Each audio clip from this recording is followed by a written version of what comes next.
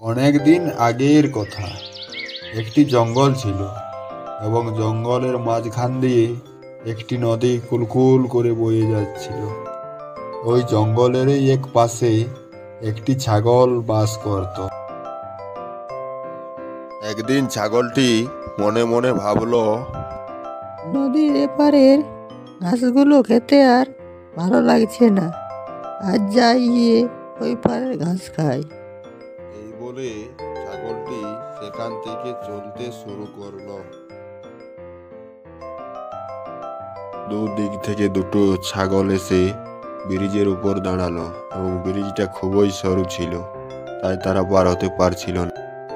আমি আগে এসেছি, তুমি ফিরে যাও।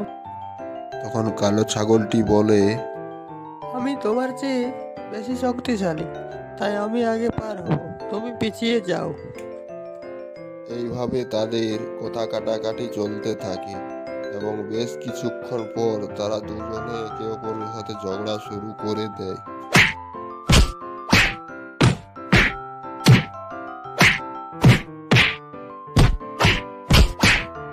ব্রিজটা নড়বড়ে থাকায় তাদের দুজনের ওজন সহ্য করতে না পেরে ব্রিজটি ভেঙে পড়ে যায় জলের উপর এবং তারা দুজনেই পড়ে যায়।